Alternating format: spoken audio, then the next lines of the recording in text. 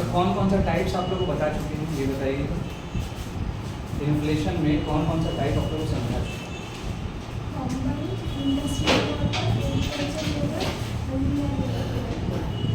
Inflation का types में कौन कौन सा बता चुके हैं?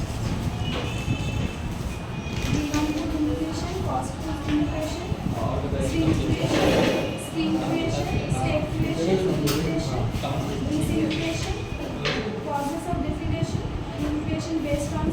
उसमें क्रीपिंग ये सब बता चुके हैं, ये सब हो चुका ना। अब आप एक काम कीजिएगा, मैंने CPI भी बता दिया, CPI बता दिया।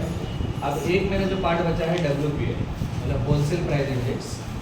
बट उससे पहले एक काम कीजिएगा, आप एक छोटा सा हेडिंग दे दीजिए, की मैक्रो इकोनॉमिक्स फैक्ट्स 2026। मैक्रो जब भी हम नाम लेंगे ना, तो मैक्रो का मतलब होता है पूरा entire the country, whole country, macro MACR। और माइक्रो इकोनॉमिक्स का मतलब इंडिविजुअल लेवल। जैसे अगर हम एक बजट बनाएंगे, मान के चलिए एक बजट अगर मेरा बनेगा तो मेरा इंडिविजुअल बजट बनेगा। तो जो चीज़ें इंडिविजुअल लेवल पे होगा वो माइक्रो हो जाएगा, और जो चीज़ें नेशनल लेवल पे होगा वो मैक्रो हो जाएगा। मतलब ये हुआ कि अगर इन्फ्लेशन हमारे देश में आएगा तो पूरे देश के लिए आएगा, तमाम लोगों के लिए आएगा, तो वो मैक्रो हो जाएगा। तो आप लिखिएगा की मैक्रो इकोनॉमिक, एक छोटा सा हेडिंग, की मैक्रो इकोनॉमिक्स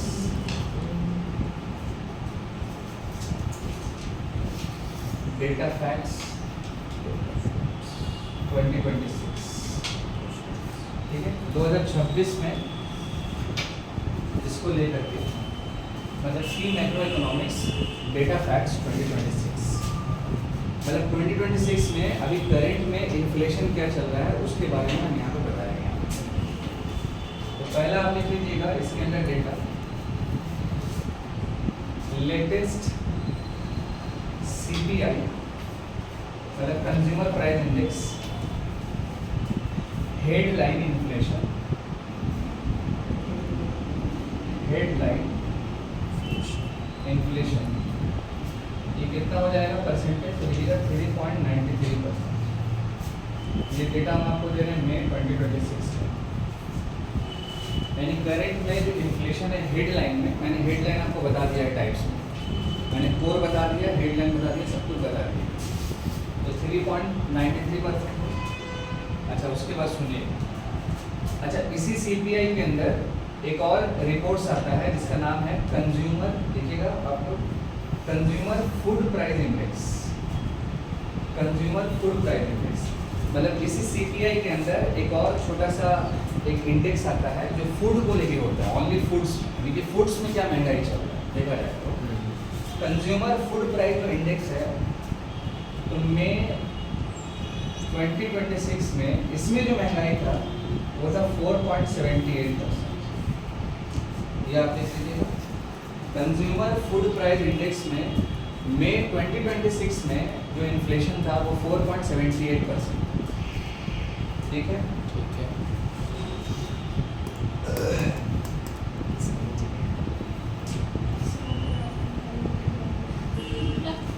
समझ पाए आप लोग?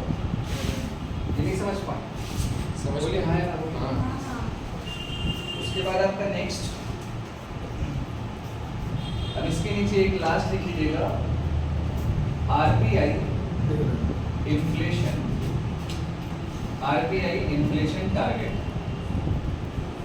ये वाला बताएं आप लोगों को, RBI का इन्फ्लेशन टारगेट तो जैसा बताएं 4% ±2%, ऐसा कुछ बताएं आप लोग? नहीं बताया ना? आप सुनिए, ये हेडिंग दे दीजिए नया, RBI इन्फ्लेशन टारगेट। देखिए इसका मतलब क्या बता रहे हैं आपको, जब हमारे देश में महंगाई होता है तो महंगाई का जो इम्पैक्ट है वो मेरे और आपके जीवन में डायरेक्टली पड़ता है। अगर इन्फ्लेशन के साथ साथ आपका या मेरा इनकम भी नहीं बढ़ेगा तो जो चीज़ें हम और आप खरीदते हैं बेसिक नीड्स में, उसमें प्रॉब्लम होना शुरू हो जाएगी, क्योंकि हर चीज़ों का दाम बढ़ता है। आज के दौर में अभी करंट में सिचुएशन क्या है महंगाई का, कि कुछ ज़्यादा ही है। उसका रीज़न क्या है? 114 रुपये तेल, 114 रुपया पर लीटर जो तेल है वो एक बहुत बड़ा रीज़न है हमारे देश में महंगाई का, और स्पेशली मेरे और आपके जीवन में। क्योंकि तेल का दाम बढ़ेगा, पेट्रोल का दाम बढ़ेगा, या फिर मान लीजिए गैस का दाम बढ़ेगा, तो अल्टीमेट क्या होगा, हर एक चीज़ों का दाम बढ़ते जाएगा और उसका इम्पैक्ट मेरे और आपके जीवन में पड़ेगा। तो यहाँ पर क्वेश्चन ये है कि कितना परसेंटेज महंगाई बढ़ेगा तो आप और हम उसको मैनेज कर पाएंगे, मतलब कहाँ तक आप और हम मैनेज कर पाएंगे और कहाँ तक हम सह पाएंगे। और एक ऐसा पॉइंट आएगा जहाँ पर हम और आप मैनेज नहीं कर पाएंगे, तो उसको हम लोग बोलते हैं इन्फ्लेशन टारगेट। तो ये टारगेट सेट करने वाला कौन है, तो रिजर्व बैंक ऑफ इंडिया। मेरी बात ये समझ गए। अब इसमें एक चीज़ और समझ लीजिए, सुनिए, करवा दिए वाला। जैसे मान लीजिए आप कोई सामान 100 रुपये में खरीद रहे थे, अब याद आएगा तो अगर बताइएगा, हम करवा देंगे। ठीक है, जैसे मान लीजिए, फिर से करवा दीजिए रिवीजन करवा। जैसे मान लीजिए आप कोई भी चीज़ 100 रुपीज़ में खरीद रहे थे और ऑल ऑफ सडन क्या हुआ, इसमें 2% का इंक्रीमेंट हो, तो इसका दाम क्या हो गया, 102। अच्छा, यही सामान 100 रुपये का था और इसमें 5% का इंक्रीमेंट हुआ, इसका दाम हो गया 105। अच्छा, यही सामान 100 का था, इसमें 10% का इंक्रीमेंट हुआ, ये हो गया 110। यही सामान 100 का था और इसमें मान लीजिए 20% इंक्रीमेंट हुआ, तो दाम हो गया 120। यही सामान 100 का था और इसमें इंक्रीमेंट हो गया 50%, तो इसका दाम हो गया 150। ठीक है, अब एज ए कस्टमर आप लोग 100 रुपये का जो सामान है आप कहाँ तक खरीद पाएंगे, आपका कैपेसिटी कहाँ तक है। और ये एक ऐसा सामान है जो आपके जीवन में ज़रूरी है। या तो आप रिप्लेसमेंट देखिएगा कोई नया सामान का, या तो हो सकता है कि आप यही सामान खरीदिएगा लेकिन थोड़ा सा खरीदिएगा। मेरी बात आप समझ। अच्छा देखिए, अगर 2 रुपये बढ़ेगा, मतलब 2%, तो अब आपके जीवन में दिक्कत नहीं होगी। 2 रुपये तो आज तक फकीर भी नहीं रहे, आपने ऐसे फकीर समझ के दे दीजिए 2 रुपये। लेकिन क्वेश्चन यहाँ पर यह है कि 2 रुपये इंक्रीजमेंट होने से आपको तो नुकसान नहीं है, ना ही कोई फायदा है, बट ये 2 रुपये जो एक्स्ट्रा पे कर रहे हैं ना, इससे सरकार को फायदा होगा। पूरे इंडिया से हाँ, सरकार को फायदा होगा, जो मैन्युफैक्चरर है उसको फायदा होगा। और मैन्युफैक्चरर क्या सोचेगा कि हमको इसमें एक्स्ट्रा पैसा मिल रहा है, उसको मोटिवेशन मिलेगा कि और हम प्रोडक्शन करें। और एज ए कस्टमर हमको तो दिक्कत नहीं है क्योंकि हम 2 रुपये एक्स्ट्रा दे सकते। लेकिन अगर उसी जगह पे 100 का सामान अगर 5% बढ़ा तो कितना हो गया, 5 रुपये। तो इसमें भी कस्टमर को ज़्यादा तकलीफ नहीं होगा। हो सकता है कुछ कस्टमर खच्चड़ होगा तो सवाल करेगा कि ये 5 रुपये बढ़ गया भैया, ऐसा करके सवाल हो सकता, लेकिन वो फिर भी दे सकते। अच्छा, 10 रुपये बढ़ेगा तो थोड़ा बहुत दिक्कत होगा, जरा सा। 20 में अब आपको दिक्कत दिखेगा। आप 50 तक तो और ज़्यादा होगा क्योंकि 50% में हाइपर इन्फ्लेशन। 50 में तो आप सामान छोड़िए, देखिए अगर रख अपना सामान हमको यूज ही नहीं करना, क्योंकि आप अपना पॉकेट भी तो देखिए। आई होप मेरी बात समझे। तो ये जो रिजर्व बैंक ऑफ इंडिया है ना, इसका एक टारगेट है। टारगेट क्या है, एक फॉर्मूला बनाया है, इसका नाम है FIT, फिट। इसका मतलब होता है flexible inflation target, that is called FIT। ये क्या टारगेट बनाया, 4% और इसमें आप ±2% कर दीजिए। मतलब 4% में 2% जोड़ेंगे तो हो जाएगा 6%, 4% में -2% करेंगे तो हो जाएगा 2%। ये होगा ना। मतलब ये हुआ कि 100 रुपये का सामान है, अगर उसमें एवरेज 4% बढ़ा तो 104 हुआ, तो आप मैनेज कर पाइएगा। अगर +2% है तो 106 हो जाएगा 100 का सामान। ये सर बताइए, आप फिर भी मैनेज कर लीजिएगा। अब जैसे ही 6% से अबव होगा, अब आपके लिए प्रॉब्लम होना शुरू हो जाएगा। तो मैंने आपको पढ़ाया था इन्फ्लेशन बेस्ड ऑन स्पीड, और इसमें मैंने क्रीपिंग, वॉकिंग, गैलपिंग और लास्ट में हाइपर मैंने आपको बताया। और आपको और हमको नुकसान कब होगा, एक तो हाइपर में होगा और एक गैलपिंग में होना शुरू हो जाएगा। और गवर्नमेंट अगर ध्यान नहीं दिया उसमें, वो आपका वॉकिंग में, तब वहाँ से इन्फ्लेशन बढ़ते बढ़ते हाइपर पे चला जाएगा, फिर वो क्रॉनिक हो जाएगा, डेंजर हो जाएगा। तो एक टाइप से इन्फ्लेशन का जिसका नाम है क्रीपिंग इन्फ्लेशन। तो आप जब उस नोट्स को पढ़ेंगे तो उसमें साफ साफ ये है कि क्रीपिंग इन्फ्लेशन में क्या होता है, थोड़ा थोड़ा दाम बढ़ता है और क्रीपिंग इन्फ्लेशन से ना ही जनता को उतना नुकसान होता है, बट फायदा किसको होता है? गवर्नमेंट को, प्रोड्यूसर को। लेकिन अगर वही क्रीपिंग इन्फ्लेशन लंबे समय तक चल जाएगा, सालों भर तक थोड़ा थोड़ा बढ़ते बढ़ते, तब वो डेंजरस हो सकता है। तो हमेशा याद रखिएगा फ्लेक्सिबल इन्फ्लेशन टारगेट, ये वाला जिसको फिट बोलते हैं हम लोग, 4% ±2%। अब आपका जो क्वेश्चन था डिफ्लेशन के बारे में, वो यहीं पे पुट होता है। जैसे किसी सामान का दाम पहले था 100 रुपया, जिसमें से एक सामान आप खरीद सकते थे। एक मार्कर का दाम है 100 रुपया, तो एक यूनिट आपको मिल गया। अब हुआ ऐसा कि डिफ्लेशन आ गया, तो डिफ्लेशन में क्या होता है, चीज़ों का जो दाम है वो गिर जाता है। तो अब 100 रुपया आप पे कीजिएगा, तो पहले आप एक यूनिट खरीदते थे, अब इसका 100 यूनिट आपको मिल जाएगा। ये डिफ्लेशन में होता है। तो डिफ्लेशन में इतना सडन प्राइस का चेंज होता है कि हाँ, sudden- खरीदे थे अब 100 हाँ, एक एग्जांपल हम दे दिए आपको। जैसे मैंने शायद एग्जांपल आप लोगों को दिया था फर्टिलाइजर और केमिकल्स के बारे में। नहीं ये सब नहीं दिया। हाँ, आपको पेट्रोल का वो तो डिसइन्फ्लेशन बताया, डिसइन्फ्लेशन बताए होंगे। डिफ्लेशन में क्या होता है ना कि चीज़ों का दाम ऑल ऑफ सडन गिर जाता है, बहुत। हाँ बहुत ज़्यादा गिर जाता है। तो डिफ्लेशन में फ़ायदा नहीं है, किसको हो जाता है? जो सामान खरीदने वाला होता है ना, उसको फ़ायदा हो जाता है। जी हाँ, सामान का दाम अगर गिर गया तो कस्टमर को थोड़ा फ़ायदा हो जाता है। और डिफ्लेशन में एक प्रॉब्लम क्या होता है ना कि जैसे मान लीजिए कोई दो ऐसा कंट्री है जो दुनिया में, मान लीजिए एक भारत है और एक चाइना है। अब ये दोनों ही कंट्री के पास केमिकल और फर्टिलाइज़र हम लोग प्रोडक्शन करते हैं।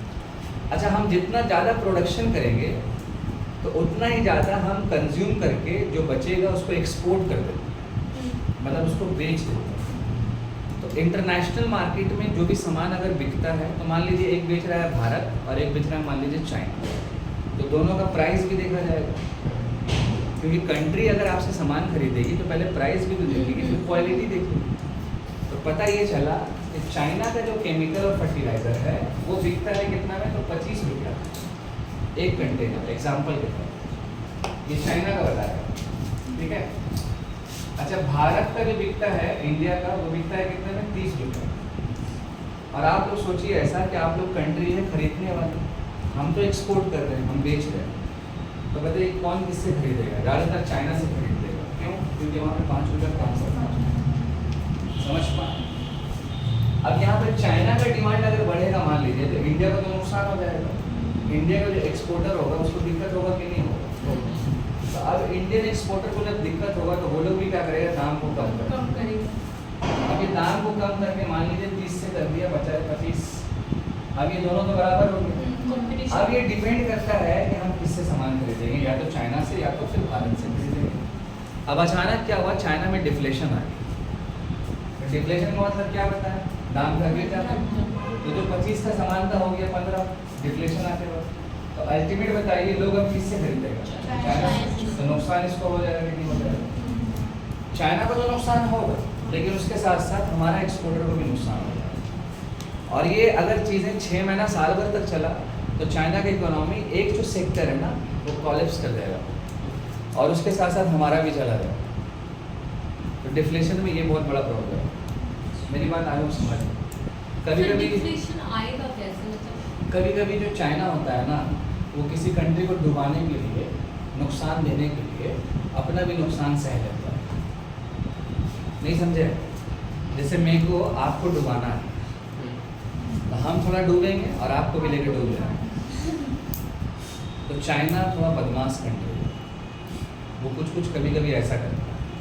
कभी कभी आरबीआई क्या करता है, अपना ही करेंसी का जो वैल्यू है उसको कम कर देता है, रुपीस को, और जो दूसरा करेंसी उसका वैल्यू थोड़ा बढ़ जाता है। वो क्यों होता है बता रहे हैं आपको। जैसे हम लोगों का करेंसी है रुपीस, रुपीस का या किसी भी चीज़ का वैल्यू तब होता है जब उस पर डिमांड होता है, याद रखिएगा बात। और किसी चीज़ का डिमांड तब होगा जब उसका सप्लाई थोड़ा कम होगा।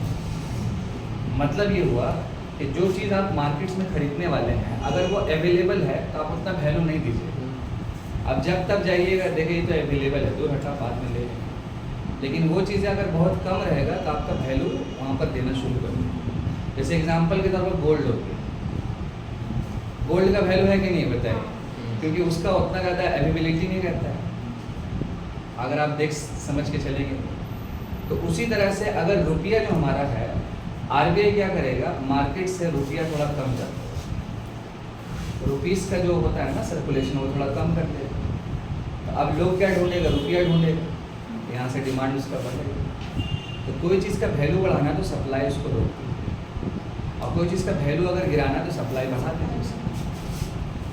थोड़ा थोड़ा मेरे बात समझ पा रहे होंगे आप।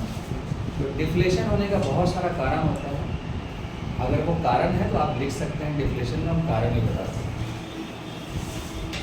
आप एफआईटी समझे कि नहीं समझे बताइए, समझ गए ना, क्योंकि इसके बाद हम डब्ल्यूपीआई पे आएंगे, फिर इसके ऊपर कुछ क्वेश्चन आपको करवाते हैं, ठीक है। टेस्ट आप लोग आज ही लीजिएगा इन्फ्लेशन का, ये नेक्स्ट टाइम लीजिएगा, नेक्स्ट उनको मालूम था ये बात। सर टेस्ट तो आप तो वही कुछ एमसीक्यूज रहता है। हाँ रहता है कि जैसे आज इन्फ्लेशन मेरा टॉपिक हो रहा है, आज ही दे दीजिए टेस्ट, थोड़ा सा पढ़ लीजिएगा, ताज़ा ताज़ा ब्रेन में रहेगा।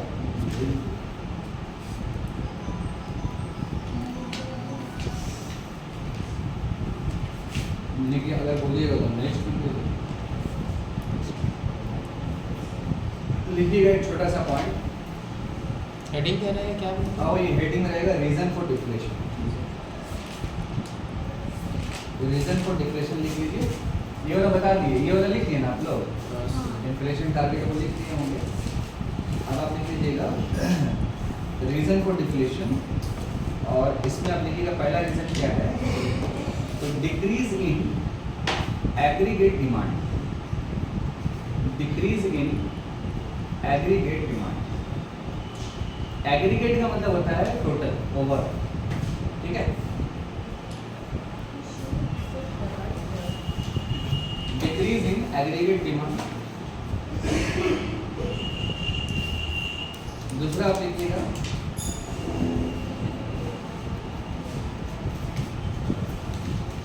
अच्छा, इसके बारे में एक लाइन लिख लीजिए, when the total demand for goods and services, when the total demand for goods and services in an economy drop, ठीक है, when the total demand for goods and services in an economy drop, फिर comma, businesses are forced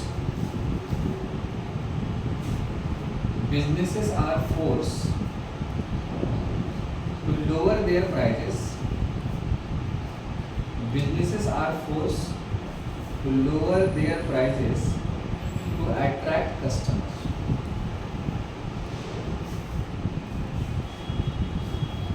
to attract customers, full stop।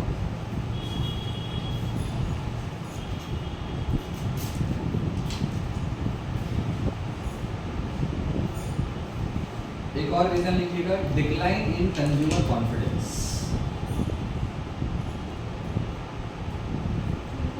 Decline in consumer confidence,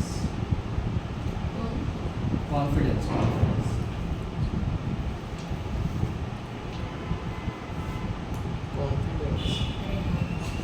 लिखिए, confidence.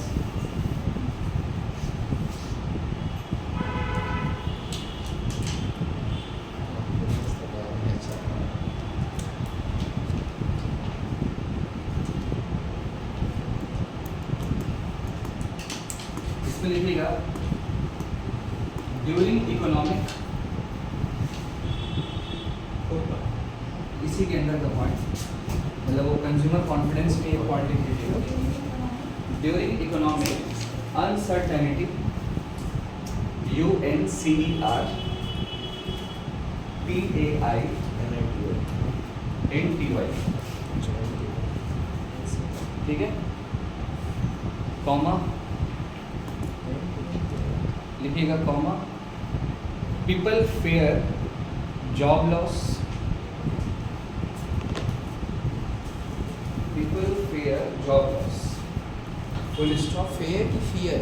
fear FEAR. FEAR fear job loss full stop they prefer saving over spending। आप खर्चा से ज़्यादा सोचिएगा, पैसा मेरा save. Over spending comma reducing money circulation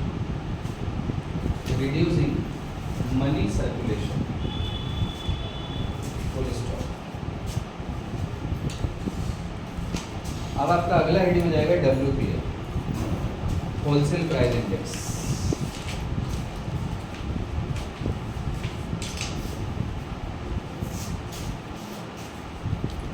ठीक है, WPI वो तो अलग से है ना पूरा? वो अलग है। CPI में तो कंज्यूमर है, हम और आप सामान कहाँ खरीदते हैं? As a customer. दुकान। अगर हमको रिटेल में खरीदना है तो नॉर्मल दुकान में, अगर होलसेल में खरीदना है तो उसका मार्केट अलग होता है। तो होलसेल और रिटेल दोनों अलग अलग सेक्टर है। और आप जब इसके बारे में प्राइसिंग के बारे में पढ़िएगा तो देखिएगा जो रिटेलर होता है वो ज़्यादा प्रॉफिट रखता है, होलसेलर जो होता है वो कम प्रॉफिट रखता है। तो होता क्या है, इन्फ्लेशन में जब कैलकुलेशन होता है ना तो वहाँ पर हम लोग दोनों साइड से देखते हैं। सुनिएगा, इंपॉर्टेंट चीज़ है। एक होता है होलसेलर का साइड और एक होता है आपका कंज्यूमर का साइड। यानी कि जो कस्टमर है वो हम और आप ही मान लेते हैं। थोड़ा देर के लिए आप लोग सोचिए, आप लोग एक कस्टमर है, आपके पास पैसा भी है, लेकिन वो पैसा जब तक आप खर्च नहीं कीजिएगा, मार्केट में जो चीज़ आप खरीदना चाह रहे हैं उसका डिमांड्स नहीं होगा।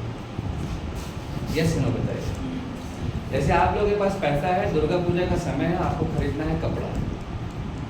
अब इस साल आप मन बना लिए भाई कुछ भी हो जाए हम पुराना ही कपड़ा पहन के पूजा कर लेंगे।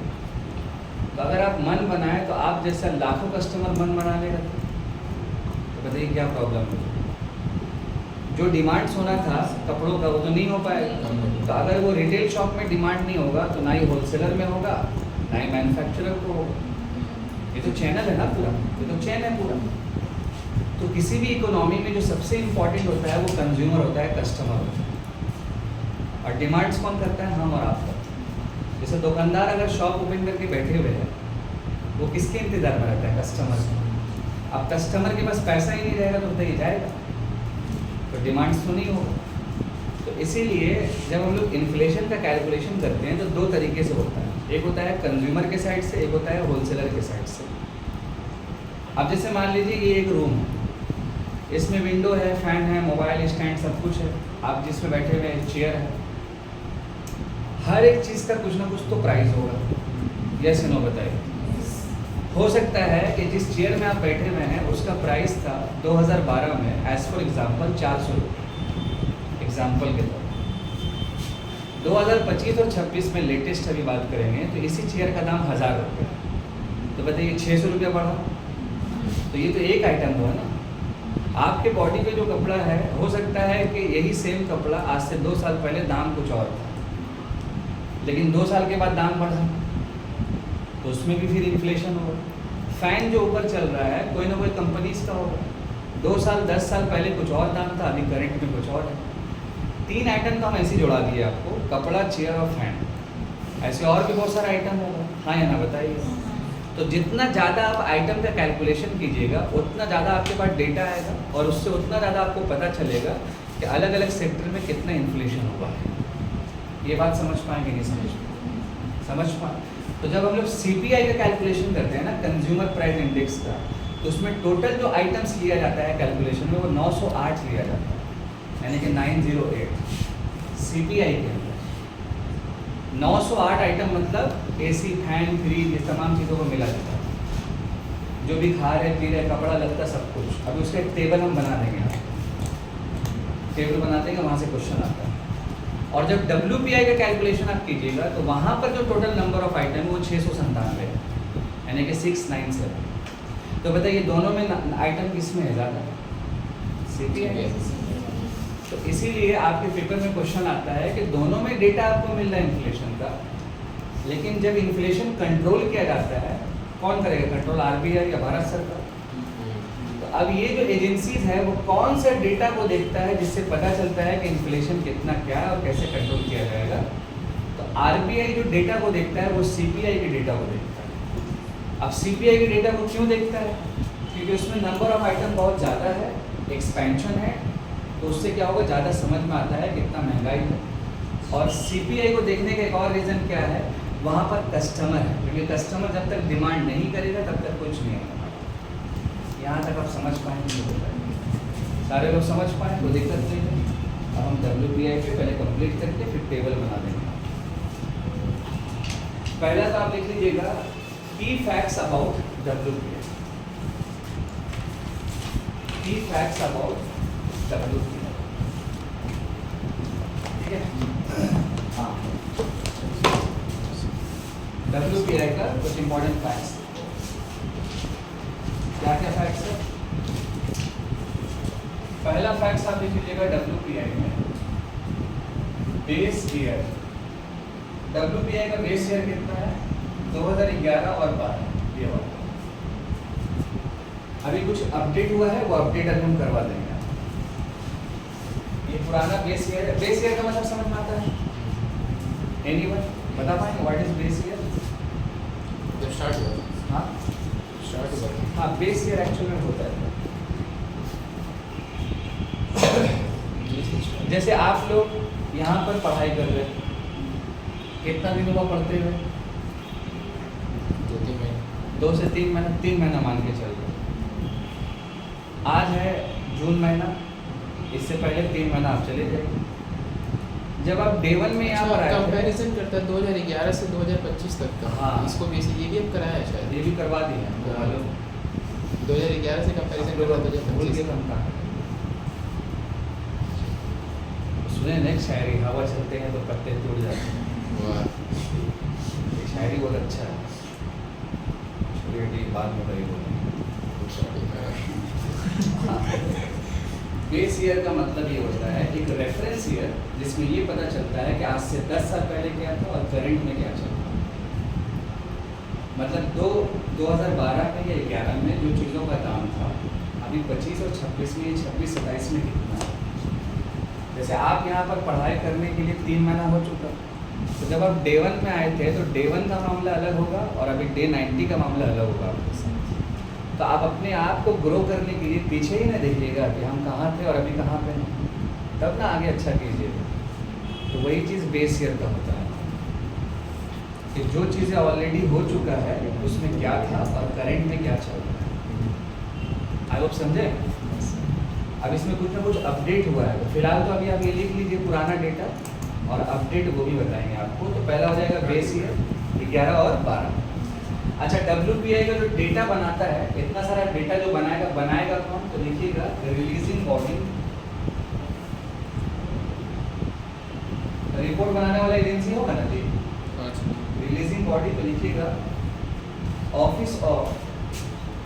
Office of the economic adviser. इसमें फोटो आ रहा है क्या, या आवाज़ आ रहा है? आ रहा है, आपका बाल उड़ गया है बस। हाँ? बस सेम तक आ रहा है। अच्छा, हाँ, ऑफिस ऑफ इकोनॉमिक एडवाइजर।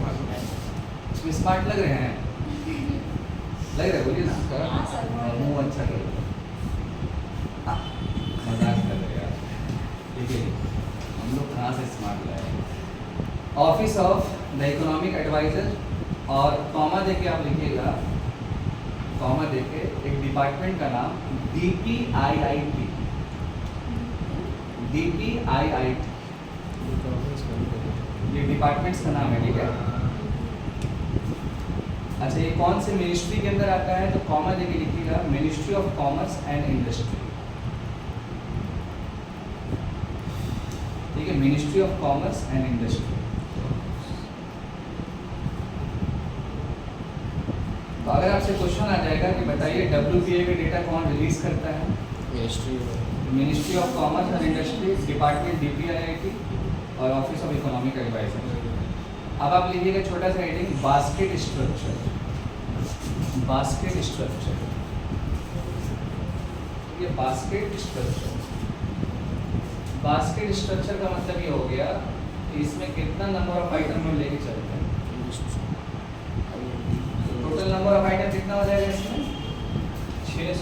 संतानवे आइटम, अभी हम आपको बोले थे 697 आइटम, ये लिख लीजिएगा। अच्छा, अब ये जो 697 आइटम है बास्केट स्ट्रक्चर में, इसको 3 पार्ट में डिवाइड किया गया। पहला तो पार्ट आप लिखिएगा मैन्युफैक्चरिंग प्रोडक्ट्स, मैन्युफैक्चरिंग प्रोडक्ट्स जो मैन्युफैक्चर्ड होता है। उसके बाद आप लिखिएगा प्राइमरी आर्टिकल्स जो हम लोग डेली बेसिस पे यूज करते हैं वो। और तीसरा आप लिखिएगा fuel and power, fuel and power. ये 3 चीज़ यहाँ पर होगी, मैन्युफैक्चरिंग प्रोडक्ट्स, प्राइमरी आर्टिकल्स और तीसरा हो जाएगा फ्यूल एंड पावर। ये तीनों को मिला देंगे तो बन जाएगा बास्केट स्ट्रक्चर, और उसमें टोटल आइटम कितना है 697। अच्छा, परसेंटेज की बात करेंगे तो कितना परसेंटेज है, तो मैन्युफैक्चरिंग प्रोडक्ट्स में 64.23%, प्राइमरी आर्टिकल्स में आप लिख लीजिएगा 22.62%, फ्यूल एंड पावर में आप लिख लीजिएगा 13.15%। ये इसका वेटेज होता है। नहीं समझे आप लोग? समझे कि नहीं समझे? होगी। तो अगर आपसे बोल जाएगा कि WPI में सबसे ज़्यादा वेटेज किसका है, आपका आंसर मैन्युफैक्चरिंग प्रोडक्ट्स का, ठीक है, 64.23।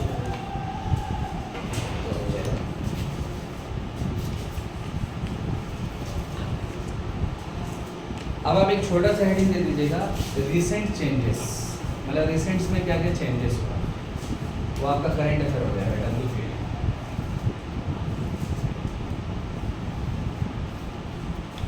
तो रिसेंट चेंजेस में आप लिख लीजिएगा रिसेंट चेंजेस, इसमें क्या हुआ है तो लिखिएगा a new working group, a new working group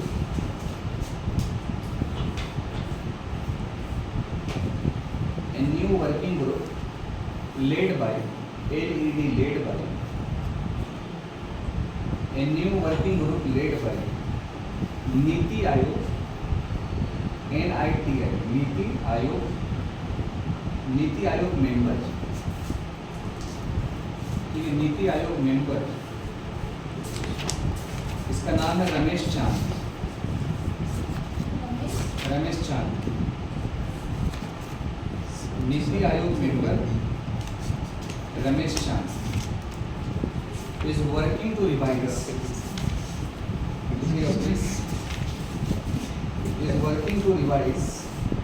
is working to revise the WPI base rate,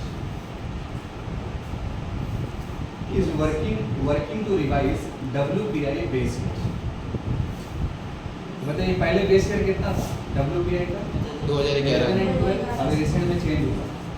अच्छा, चेंज करने वाला कौन सा आदमी है जिसको हेड बनाएंगे, रमेश चांद, याद रखिएगा ना। WPI बेस ईयर 2 TO2 2022-2023, ये भी करवा रहा हूँ। 2022 और 23, ठीक है, 2022 और 23। अब ये चेंज होकर के क्या हो गया बेस ईयर 22 और 23। इससे पहले क्या था 11-12, याद रखिएगा। WPI का डेटा कौन रिलीज करता है? नहीं, रमेश चांद तो change ministry of commerce and industry, department क्या है? DPIIT, office of economic adviser. WPI का पुराना बेस ईयर क्या है? 2011 और करंट में कितना है? 22-23। चेंज करने के लिए रिकमेंडेशन कौन दिया? मनीष, रमेश चांद। अच्छा रमेश, मनीष। WPI में टोटल आइटम्स कितना होता है? 697। सबसे ज़्यादा वेटेज किसका है?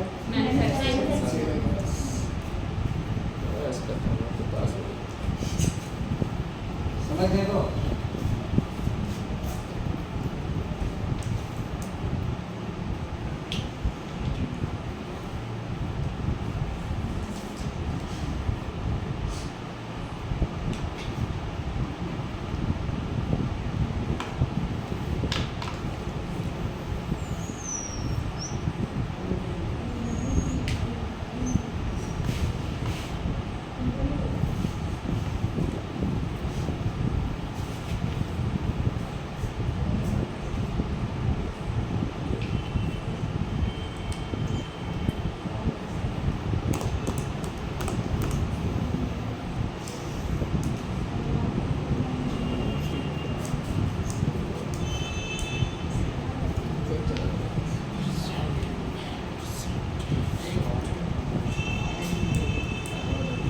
अच्छा सीपीआई के बारे में क्या क्या करवाए थे, उसका कौन रिलीज करता है, ये सब करवाए थे, ऊपर देखते हैं ना प्लीज। सीपीआई में करवाए थे।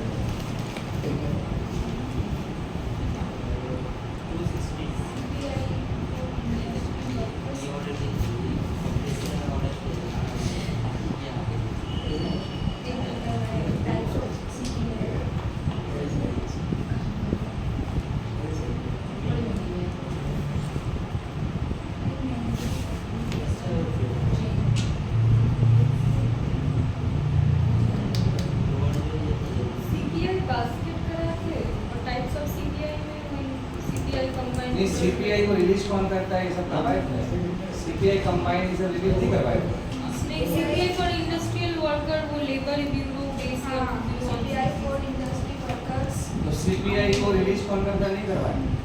चलिए ठीक है, कर लीजिए, कोई बात नहीं। नोट लिख लीजिए सीपीआई, उसको कर लीजिए कंप्लीट,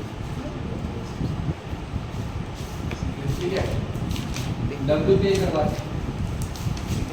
लिखिएगा India's consumer price index,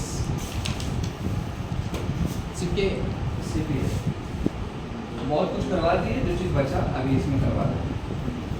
India's consumer price index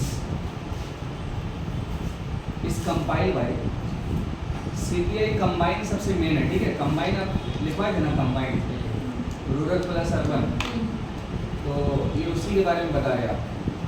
India's CPI basket is compile by India CPI basket कर लीजिए, अरे उसी का full form है। वही बताओ। सीपीआई कंज्यूमर प्राइस इंडेक्स उसी का फुल सीपीआई और consumer price index both are same. हाँ तो इंडिया कोई CPI basket बास्केट बोल दीजिए। बास्केट का मतलब हो गया टोटल नंबर ऑफ आइटम्स कितना होगा, जैसे इसमें आप लिखे ना, वही चीज़ उसके बारे में सीपीआई में कितना था 908। अब इसमें आप लिखिएगा इंडिया सीपीआई बास्केट और डैश देके लिख दीजिए कंबाइन, ठीक है। कंबाइन हो जाए, कंबाइन की कंपाइल कंबाइन पहले लिखिए और उसके बाद कंपाइल लिखिए।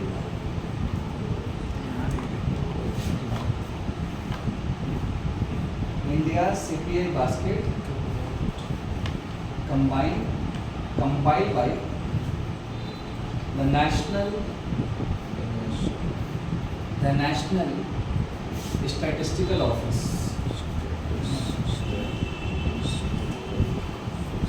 इसको हम लोग NSO बोलते हैं शॉर्ट में। अब आप बताइए सीपीआई जो कंबाइन है उसका डेटा कौन रिलीज करता है, NSO। याद रखिएगा NSO। अच्छा ये कौन से मिनिस्ट्री में आता है, तो लिखिएगा under the ministry of statistics and programme implementation.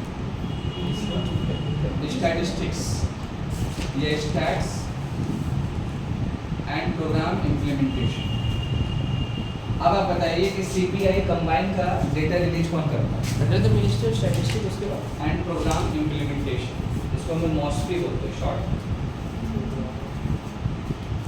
NSO करता है ना जी, और ये कौन सी मिनिस्ट्री में, MoSPI, MOSP, MoSPI, ministry of stats and programme implementation. अच्छा करंट में सीपीआई कंबाइन का जो बेस ईयर है वो कितना है, लिखिएगा 2024। करंट में सीपीआई कंबाइन का बेस ईयर क्या है, आपका आंसर जाएगा 2024।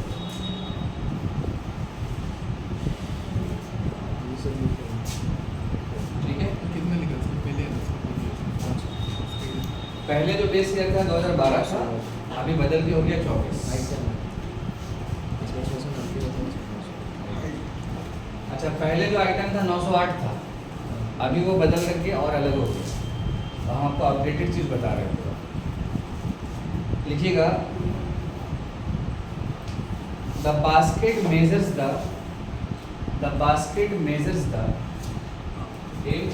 MEASURES the basket measures the देखिए प्राइस चेंजेस ऑफ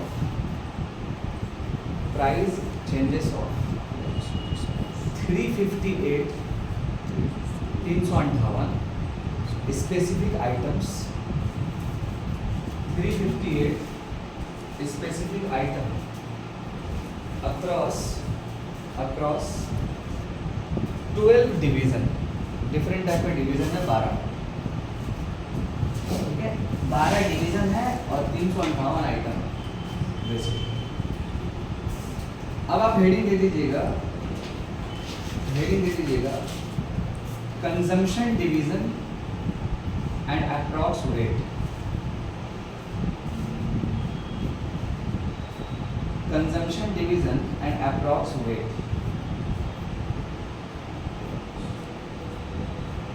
पहला आप लिखिएगा, फर्स्ट आप लिखिएगा food and beverages. Food and beverages पहला। बेवरेज होता है ना कोल्ड ड्रिंक,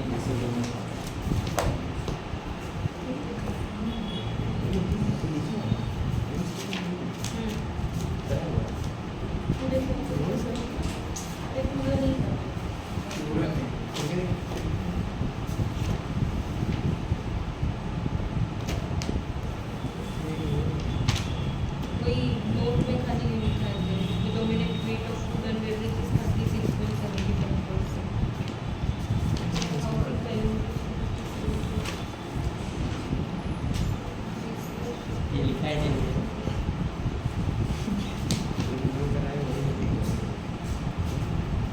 ठीक है।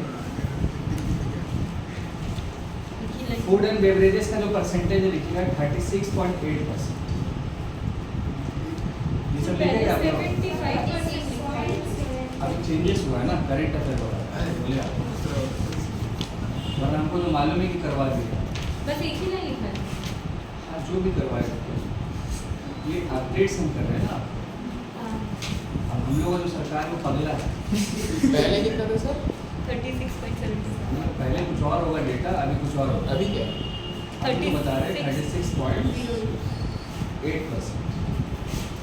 जैसे देखिए क्या होता था ना कि जैसे हम और आप एज ए कंज्यूमर हैं, तो पहले के दौर में क्या होता था, सरकार का ये कहना था कि हम लोग पढ़ाई लिखाई नहीं करते, और भारत का जो लोग है वो पढ़ाई लिखाई में पैसा खर्चा नहीं करता था, सारा खर्चा सरकार देता था। क्या ऐसा है? नहीं। फीस तो आप ही पे करते थे या आपका पेरेंट्स पे करता था। तो जब सुनिए एक और बात, सरकार ने क्या बोला कि आप लोग हेल्थ में भी पैसा जो है ना, आप लोग खर्चा नहीं करते थे, सरकार ही आपको पैसा देता था। क्या ऐसा है? नहीं। आप कभी जाइएगा जयसवाल हॉस्पिटल इलाज कराने के लिए, वहाँ से कुत्ता घूमता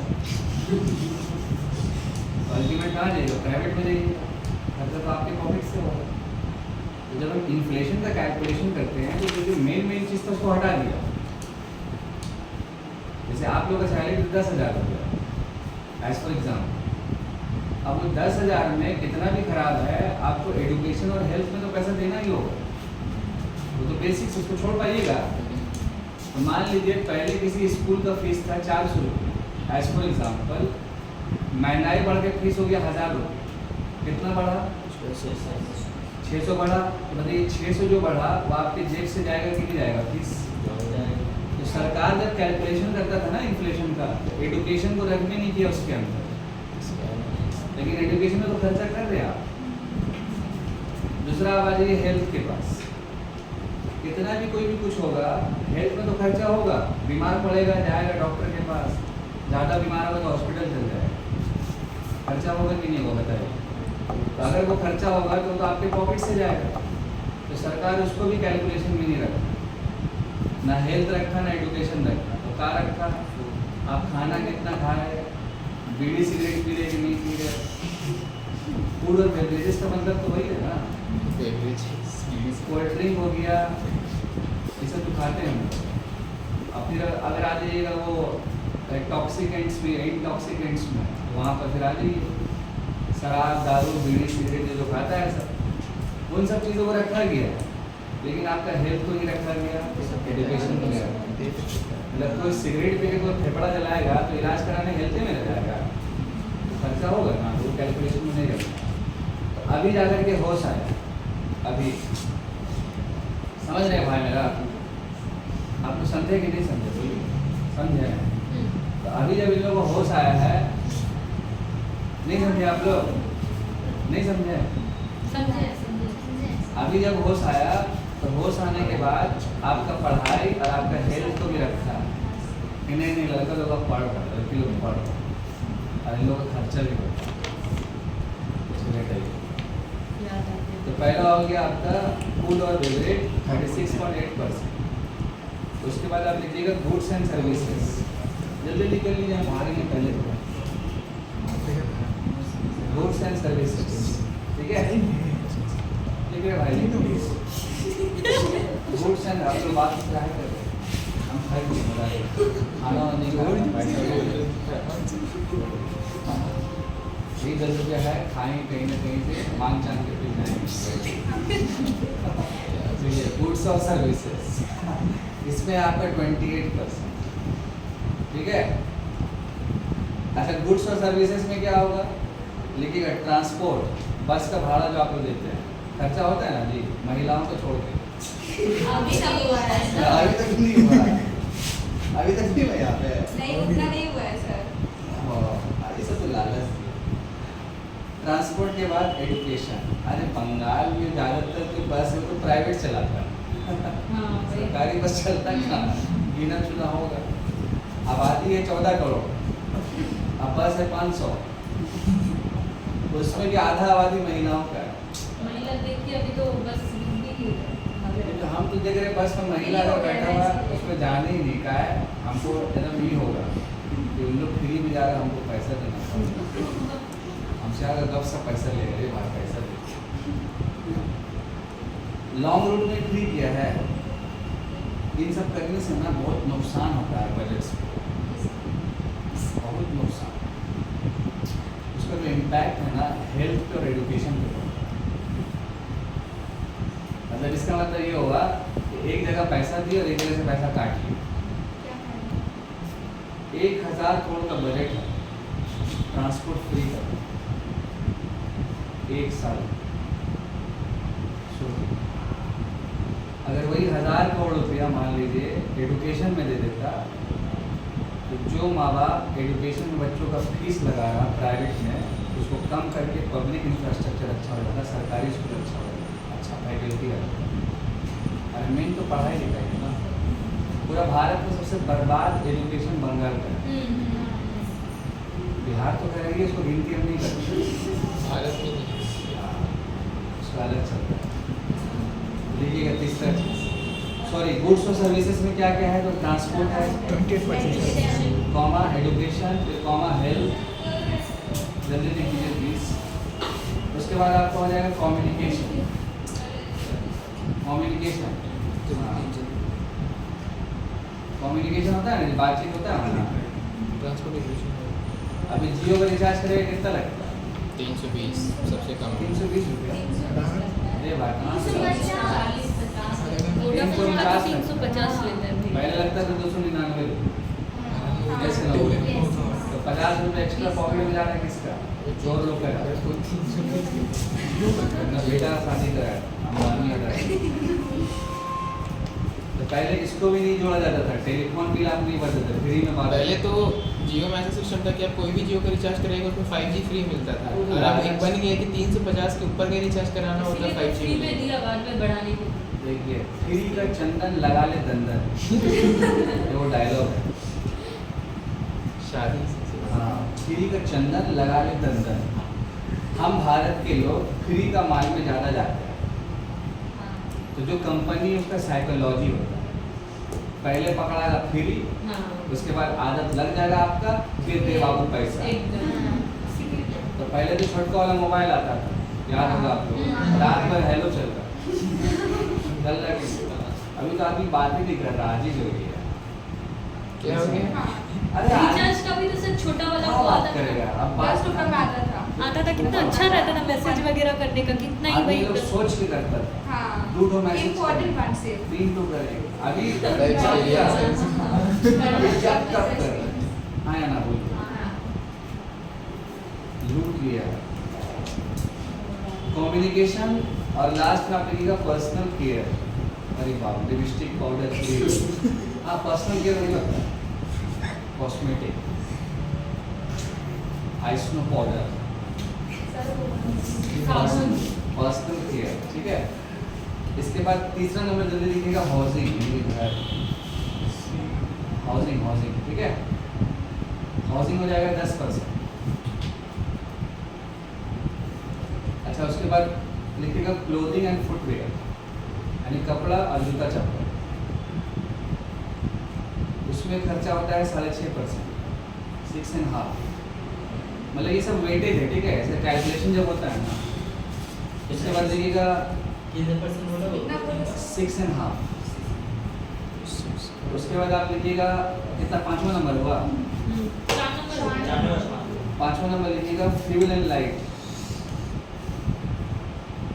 कोई तेल वेल सब खरीदते हैं, दाम होता है ना,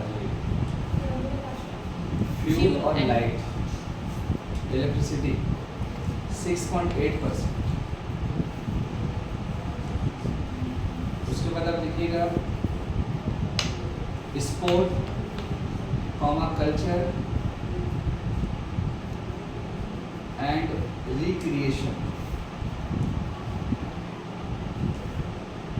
स्पोर्ट्स, कल्चर एंड रिक्रिएशन, इसमें हो जाएगा 2%। आप लोग रेस्टोरेंट खाना वाना खाने गए होंगे ना, बहुत बार गए होंगे। लिखिएगा रेस्टोरेंट एंड एकोमोडेशन। कौन सा रेस्टोरेंट गए आप लोग, मतलब कौन अच्छा वाला गए या नॉर्मल? अमीर तो नहीं है ना सर, नॉर्मल है। नहीं, अमीर गरीब नहीं, मजाक कर, मजाक नहीं। जैसे कि आप लोग जैसे रेस्टोरेंट अगर गए होंगे तो कौन से एरिया में जैसे गए, हम नॉर्मल पूछ, हाँ वहाँ पर कौन सा रेस्टोरेंट में जैसे गए,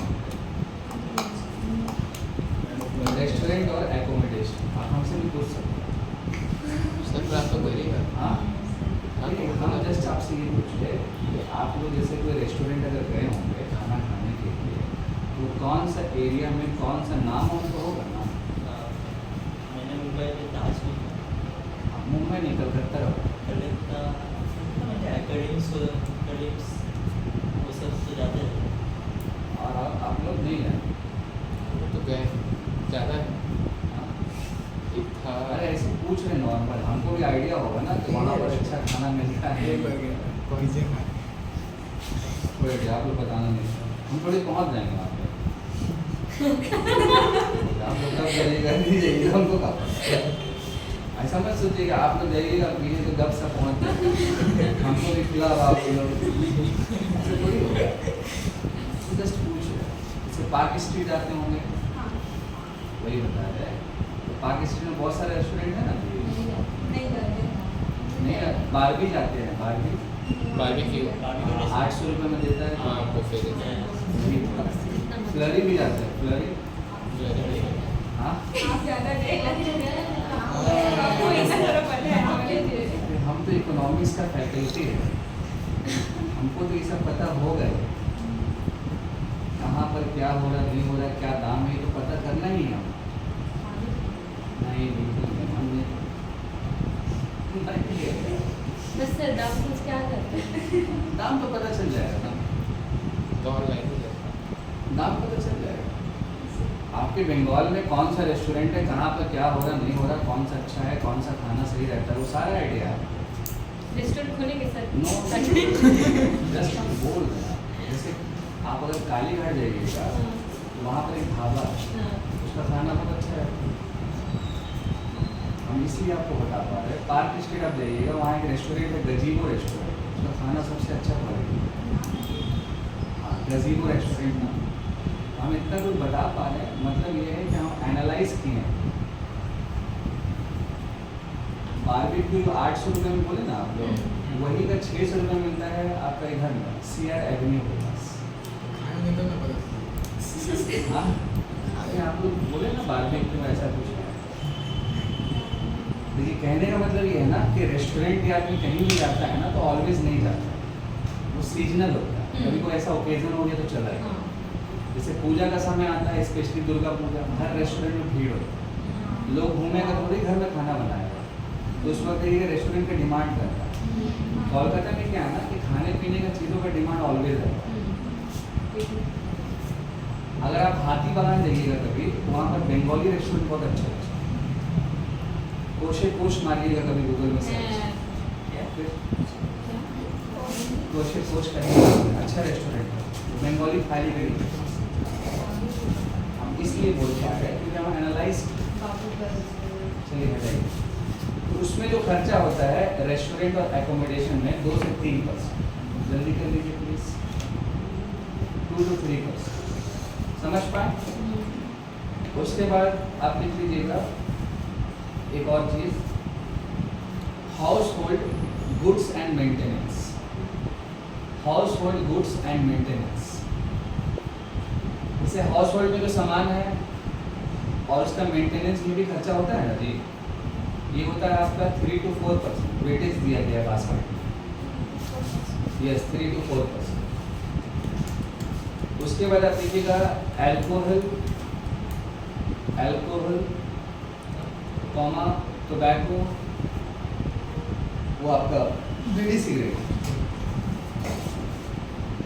और लास्ट में आप लिखिएगा नार्कोटिक, मतलब ड्रग,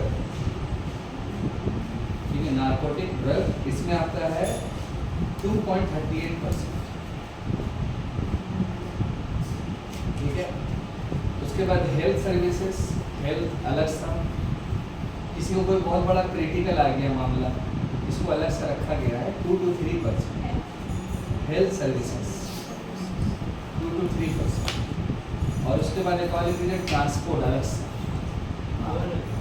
ट्रांसपोर्ट उसमें भी है और एक अलग सा है, जैसे कोई ट्रिप में चले गए आप लोग, समझ पा रहे हैं, एक होता है रेगुलर, एक होता है वो हो जाएगा 4 to 5%।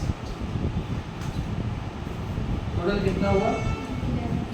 11 हुआ, 12 हुआ, 11 हुआ। सर वो अल्कोहल टोबैको वाला का कितना percent? Alcohol tobacco 2.38%।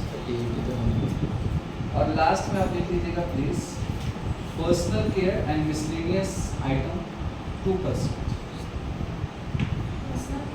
And miscellaneous item 2%।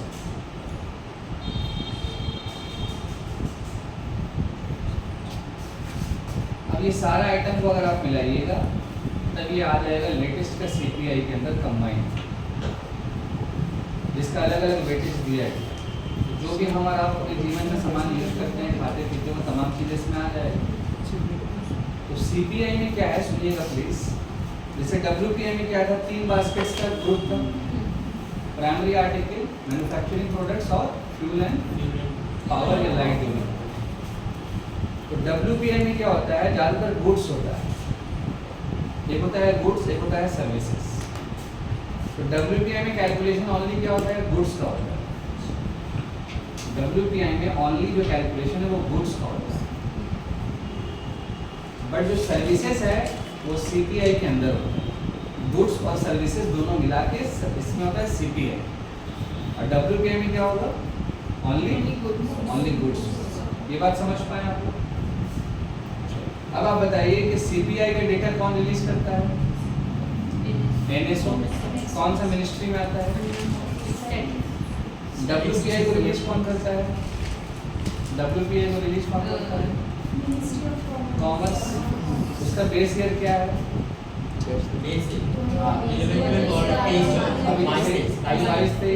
CPI combine का बेस ईयर क्या है करंट में? 2024। सीपीआई का जो डेटा रिलीज करता है कौन सा है आपका मिनिस्ट्री? मॉस्पी के नाम से डिपार्टमेंट, डीपीआईआईटी। अच्छा, डब्ल्यूपीआई में टोटल नंबर ऑफ आइटम कितना है? 696। और उसका कंपोनेंट्स क्या है? मैन्युफैक्चरिंग प्रोडक्ट्स, प्राइमरी आर्टिकल्स और फ्यूल एंड पावर। सबसे ज़्यादा वेटेज किसका है बास्केट? मैन्युफैक्चरिंग प्रोडक्ट, मैन्युफैक्चरिंग का। रिमेंबर आपका सीपीआई डब्ल्यूपीआई दोनों खत्म, इन्फ्लेशन का टाइप्स वो भी खत्म, जो बताना था बता। ठीक है,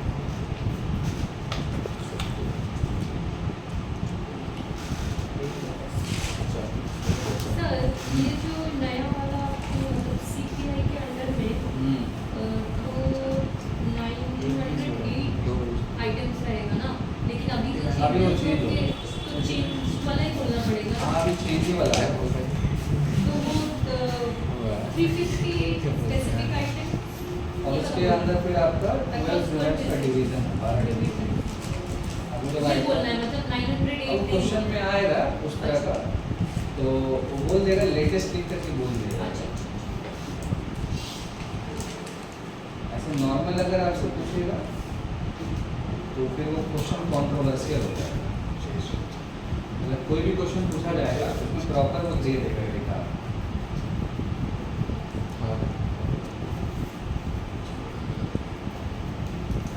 अब एक हेडिंग दे दीजिएगा, इम्पोर्टेंट रिपोर्ट्स एंड इंडेक्स। ये टॉपिक आपका हो गया। एक रिपोर्ट और इंडेक्स का एक हेडिंग हम आपको करवा देगा, इम्पोर्टेंट रिपोर्ट्स और इंडेक्स। पहला तो काम कीजिएगा कि रिपोर्ट्स का नाम और उसको रिलीज कौन करता है उसके बगल में उसका लिख दीजिएगा एजेंसी का। पहला आप लिखिएगा रिपोर्ट्स का नाम या इंडेक्स का नाम world economic outlook. World economic outlook ये पहला आपका हो जाएगा रिपोर्ट। अब देखिए कोई भी रिपोर्ट होगा उसको रिलीज करने वाली कोई ना कोई ऑर्गेनाइजेशन होगी। वर्ल्ड इकोनॉमिक आउटलुक बगल में आप एरो देके लिखिए release by international monetary funds IMF, और इसके ऊपर एक क्लास सेपरेट हम आपको करवा देंगे, ठीक है। Release by IMF international monetary funds, उसका फुल फॉर्म हो गया। उसके बाद आप लिखिएगा ग्लोबल इकोनॉमिक प्रॉस्पेक्ट्स, ये भी एक रिपोर्ट्स का नाम है।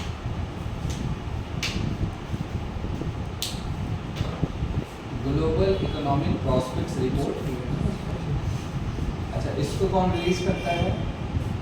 आप लिखिएगा वर्ल्ड बैंक, बगल में वर्ल्ड बैंक।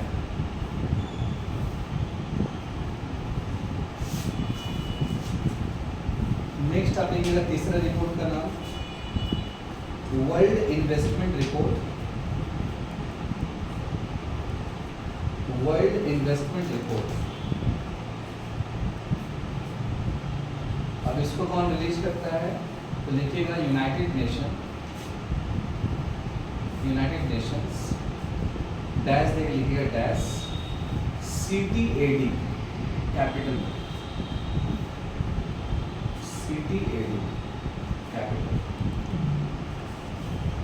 उसके बाद एक रिपोर्ट्स का नाम लिखिएगा financial inclusion index. Financial inclusion index एक रिपोर्ट्स का नाम लिखिएगा। अच्छा इसको रिलीज कौन करता है? Financial inclusion index. इसको रिलीज कौन करता है? आपका आंसर हो जाएगा RBI, ठीक है, रिजर्व बैंक ऑफ इंडिया। उसके बाद लिखिएगा logistics performance index. Logistics performance index, ठीक है। इसको रिलीज कौन करता है? आपका आंसर हो जाएगा world bank,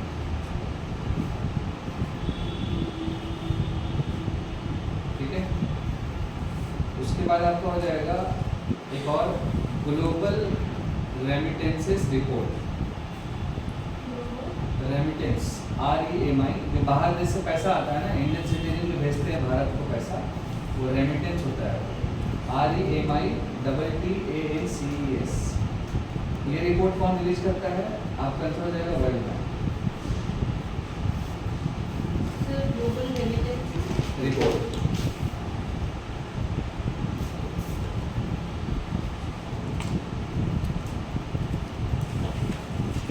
global remittance report ये भी हो जाएगा आपका वर्ल्ड बैंक। उसके बाद आप देखिएगा मैन्युफैक्चरिंग एंड इंफ्रास्ट्रक्चर इंडेक्स। अच्छा ये ग्लोबल रेमिटेंसेस रिपोर्ट नहीं कौन रिलीज कर? World bank.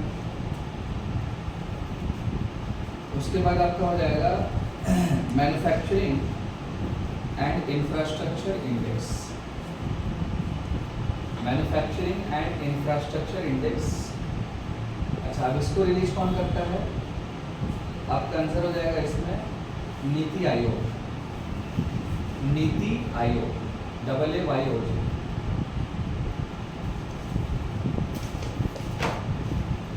इसके बाद आप लिखिएगा इंडिया इलेक्ट्रिक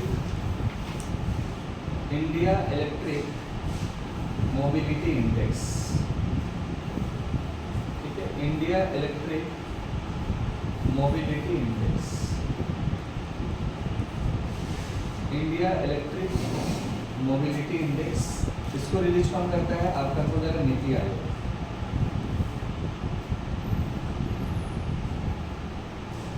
ये कुछ लेटेस्ट में रिपोर्ट्स था जो मैंने आपको बता दिया। ठीक है, अब आपका काम होगा इन्फ्लेशन टॉपिक को अच्छे से पढ़ के आ जाइएगा, जितना भी आपको पढ़ाए, चाहे वो टाइप्स हो या फिर आपका CPI WPI हो। उसके ऊपर एक हम नेक्स्ट वीक मंडे को आपका अगर होता है क्लास मेरा तो हम टेस्ट लेंगे। टेस्ट का जो रहेगा पैटर्न 25 क्वेश्चन, हर क्वेश्चन का 1 नंबर, नेगेटिव आपका होगा 1/3 का, मतलब 3 गलती में 1 नंबर माइनस, और ड्यूरेशन आपको दिया जाएगा मात्र 15 मिनट। और फिर उसी दिन अगर मेरा क्लासेस हुआ मंडे के दिन, मान लीजिए एक नया चैप्टर हम शुरू कर देंगे इकोनॉमिक्स में। आज हम थोड़ा पहले ही छोड़ रहे हैं आप लोगों को 1:30।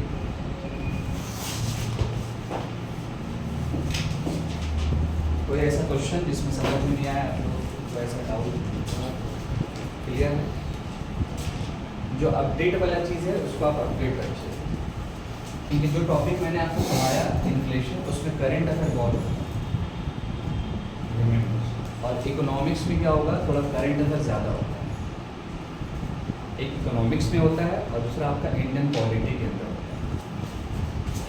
कभी कोई कोर्ट न्यूज़ में है, कुछ ऐसा सुप्रीम कोर्ट का जजमेंट्स आ गया, ये तमाम चीज़ें पॉलिटी में। और इकोनॉमिक्स में जो न्यूज़ होता है वो RBI अपडेट करते रहता है बार बार। ठीक है, और ये कुछ एडिशनल रिपोर्ट्स बता दिए, ये आप करेंट अफेयर में पढ़ते हैं। आप लोगों का टारगेट एग्जाम क्या है अपकमिंग? SSC रेल और बैंक, उसमें कौन सा एग्जाम? SSC का कौन सा पेपर है? CHSL है और MTS भी है। आपका CHSL। CGL किसी का है? Minimum no. रेल का ग्रुप डी आपका। और बैंक में कोई ऐसा? बैंक में कुछ